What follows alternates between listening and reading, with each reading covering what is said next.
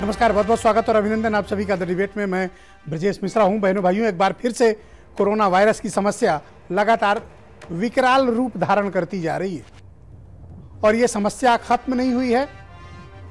कोविड-19 यानी 2019 से उत्पन्न हुआ वायरस अब हम 2021 में प्रवेश कर रहे हैं, लेकिन इस वायरस की तीव्रता, इसकी घातकता लगातार बढ़ती जा रही है।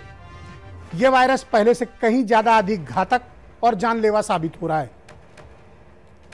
बहनों भाइयों, आपको जानकर चिंता करनी चाहिए कि कोरोना वायरस का नया वेरिएंट दुनिया भर में सामने आया है और कोरोना वायरस का यह प्रकार जो नया वेरिएंट है, यह पहले के कोरोना वायरस के मुकाबले 70% ज्यादा तेजी से संक्रमण को फैलाता है और पहले से कहीं ज्यादा घातक और खतरनाक है और यह बेहद जानलेवा है। पहली बार जब साउथ अफ्रीका में यह वायरस डिटेक्ट हुआ, नया वेरिएंट, तो लोगों ने इसको गंभीरता से नहीं लिया। जो घटना पहले वायरस के डिटेक्ट होने वक्त हुई थी, यानी इस वायरस के बदलते हुए रूप प्रतिरूप को गंभीरता से ना लेना दुनिया के कई देशों के लिए काफी महंगा पड़ रहा है। साउथ अफ्रीका में पहली बार जब यह वायरस डिटेक्ट हुआ तो उस वक्त अगर उसको समय रहते अगर इसके तरीके खोज लिए गए होते या इसका वेरिएंट प्रकाश में आ गया होता तो निश्चित रूप से इसको हम रोक सकते थे, लेकिन ये नया वेरिएंट पूरी दुनिया भर में फैल रहा है। इंग्लैंड में हालत यह हो गई है कि वो पूरा इंग्लैंड लॉकडाउन में है, तकरीबन 3/4, और वहां प्रतिदिन 40 से 50 हजार नए केसेस सामने आ रहे हैं और अब जो केसेस सामने आ रहे हैं वो आईसीयू के केसेस हैं। हॉस्पिटलाइजेशन बढ़ा है, होम क्वारंटाइन का वक्त निकल गया है। हॉस्पिटलाइजेशन और आईसीयू हॉस्पिटलाइजेशन के केसेस इंग्लैंड में ज्यादा बढ़े हैं। यह वक्त इंग्लैंड और पूरे यूरोप में उत्सव का महीना होता है। क्रिसमस की 1 महीने की छुट्टियां होती हैं, नया साल होता है। पूरा 1 महीना पूरे यूरोप और इंग्लैंड में उत्सव और त्योहार का पर्व होता है, लोगों की छुट्टियां होती हैं, आवागमन बहुत होता है, लेकिन पूरा यूरोप बंद पड़ा हुआ है। प्रतिदिन हजारों जाने जा रही हैं, लोगों की मौतें हो रही हैं, लोग तड़प तड़प कर अस्पताल के बाहर मर रहे हैं, इलाज नहीं मिल पा रहा ठीक से।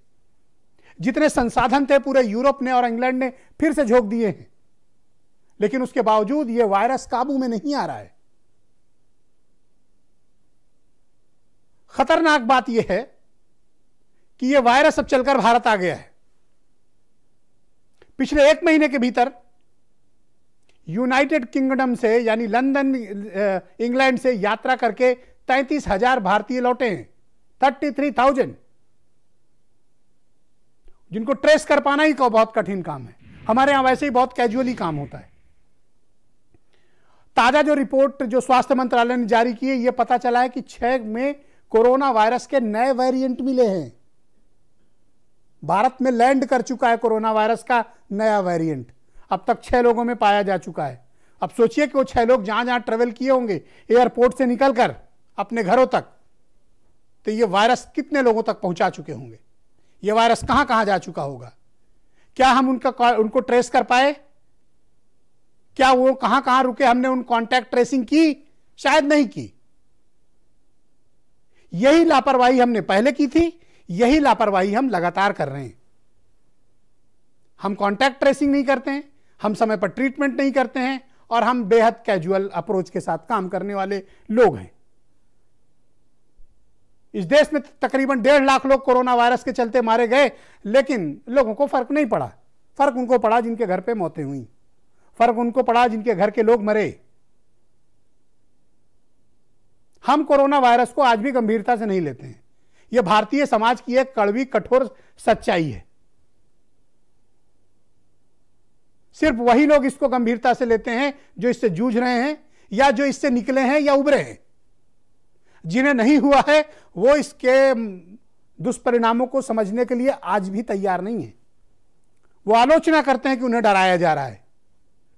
खैर, तुम तो डराने योग्य भी नहीं हो, तुम्हारी तो सोच को क्या कहा जाए। आज एक और खुलासा हुआ और यह खुलासा अंतर्राष्ट्रीय स्तर पर हुआ। रूस ने यह दावा किया है कि उसने लोगों की मौतों पर काबू कर लिया और उनके यहां कोरोना वायरस से बहुत कम मौतें हुई। लोगों ने रूस को प्रेस किया, हमने भी प्रेस किया था, लेकिन जैसे ही WHO ने जांच शुरू की तो रूस का असली चेहरा सामने आ गया। आज रूस की सरकार ने आधिकारिक तौर पर यह स्वीकार किया है कि उनके यहां तकरीबन 2 लाख मौतें हुई हैं, जबकि आधिकारिक तौर पर रूस ने कहा था सिर्फ 55,000 मौतें हुई हैं। WHO के एक्टिव होते ही उसने कबूल कर लिया कि उनके यहां 2 लाख से ज्यादा मौतें हुई हैं। आपको पता है इस दुनिया भर की सरकारें क्या कर रही हैं आपके साथ? कोरोना वायरस की हैंडलिंग ऐसे की गई है दुनिया में।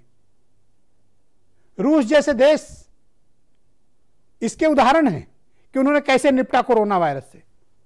लोग मरते रहे और क्रेमलिन झूठ पर झूठ बोलता रहा, झूठा डेटा रखा, अपने देश के लोगों को गुमराह किया, दुनिया को गुमराह किया, सिर्फ इसलिए कि दुनिया की नजरों में वो एक शक्तिशाली राष्ट्र और कोरोना के हैंडलिंग के मामले में बेस्ट। लीडर्स को सिर्फ अपनी इमेज की चिंता होती है बहनों भाइयों, आपकी जान की नहीं। ये बात जितनी जल्दी समझ जाओगे उतनी जल्दी आपके दिमाग भी खुलेगा। लीडरशिप को अपने बारे में परसेप्शन की चिंता होती है, आपके परिवार की जान की नहीं। रूस जैसे देश, ईरान जैसे देश इसके उदाहरण हैं, जहां लाखों लोग मर गए लेकिन वहां की सरकारों ने मिट्टी डाल दी, कहा मरे ही नहीं।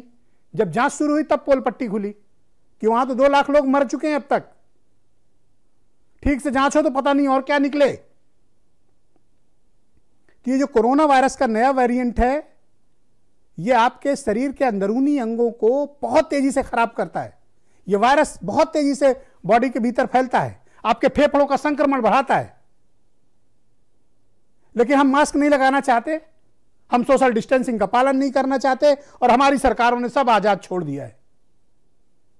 जीना और मरना अब आपके हाथ में है। आपने देखा है कि कोरोना वायरस की हैंडलिंग के वक्त क्या हुआ है। इसी लखनऊ में सबसे ज्यादा मौतें उत्तर प्रदेश में अगर कहीं हुई है तो लखनऊ में हुई है। राजधानी है ये उत्तर प्रदेश की। तो आप कोरोना वायरस को अगर अभी भी अगंभीरता से ले रहे हैं तो निश्चित तौर पर आप अपने साथ बहुत भारी खिलवाड़ कर रहे हैं, अपने साथ धोखा कर रहे हैं। और इस धोखे से आपको कोई नहीं बचा सकता, क्योंकि इस बार जब कोरोना लौटा है तो बहुत भारी कीमत आपको इसकी चुकानी पड़ेगी। सरकारों को तो जो करना है वो कर रही है, उनको इकोनॉमी चलानी है, हुकूमत चलानी है। आपकी जान की अगर उनको चिंता होती तो तस्वीर दूसरी होती। आपको पता है कि जापान ने अपने सारे बॉर्डर बंद कर लिए, सऊदी अरेबिया जैसी कंट्री ने अपने सारे बॉर्डर बंद कर लिए, लेकिन भारत में स्थितियां दूसरी हैं। मैं लॉकडाउन का हिमायती नहीं, लेकिन मैं इस बात का भी हिमायती नहीं हूं कि सबको यूं ही छोड़ दिया जाए। और सबसे बड़ी बात, 1 महीना हो गया अमेरिका में कोरोना वैक्सीन को डिस्ट्रीब्यूशन प्रोग्राम शुरू हुए। मैं जानना चाहता हूं कि भारत में यह वैक्सीन अब तक क्यों नहीं आई। और भारत की जिन लेबोरेटरीज में कहा जा रहा था कि वहां वैक्सीन बन गई है, अब बस कुछ दिनों की बात है, कहां है वो वैक्सीन? कोरोना वायरस की वैक्सीन के वितरण में भी भेदभाव है। दुनिया के अमीर और ताकतवर मुल्कों को यह वैक्सीन मिल रही है, लेकिन अब तक यह वैक्सीन भारत नहीं आई। ओमान जैसे देश में वैक्सीन पहुंच चुकी है, सऊदी अरेबिया में डिस्ट्रीब्यूट हो चुकी है, अमेरिका में 1 करोड़ लोगों को वैक्सीन लग भी चुकी है। भारत में कब आएगी हमें नहीं पता।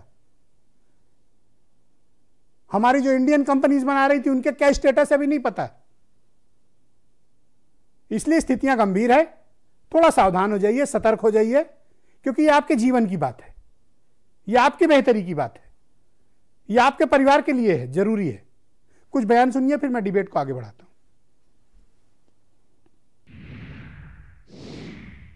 वैक्सीन्स जो हैं पाइपलाइन पे हमारे देश में और बाहर भी, ये इन वेरिएंट्स जो यूके में हैं और साउथ अफ्रीका में भी आए हैं, इनके अगेंस्ट काम करेगी। तो एक इम्पॉर्टेंट अश्योरेंस है कि इस स्टेट पे वैक्सीन्स के बारे में फिक्र करने की अभी ज़रूरत नहीं है। अभी तक हमें जहां तक लगता है कि सीरियसनेस इफेक्ट नहीं होती, सिर्फ फैलती है तेजी से। लेकिन ये भी लीजिए कि बहुत कुछ फैल गया तो आईसीयूज भरेंगे तो नुकसान होगा। तो उसमें कोई अच्छी बात ये नहीं है कि हम सो सकते हैं, आराम कर सकते हैं। तो हम अपने तरीके से भी इसके क्लिनिकल कोरिलेट्स को देखेंगे। हम अपने लेबोरेटरीज में बियॉन्ड जीन सीक्वेंसिंग भी, उसके स्वभाव को जानने के लिए, उसकी इम्यूनोलॉजी को समझने के लिए जो और भी साइंटिफिक स्टेप्स होंगे वो बहुत ही कॉम्प्रिहेंसिव तरीके से किए जाएंगे और हमारे पास कैपेसिटी है इसको करने की। तो आज की डिबेट में मेरे साथ नवीन श्रीवास्तव भारतीय जनता पार्टी से हैं, ब्रजेंद्र सिंह कांग्रेस से हैं, जूही सिंह समाजवादी पार्टी से, डॉक्टर वेद प्रकाश मेरे साथ मौजूद हैं।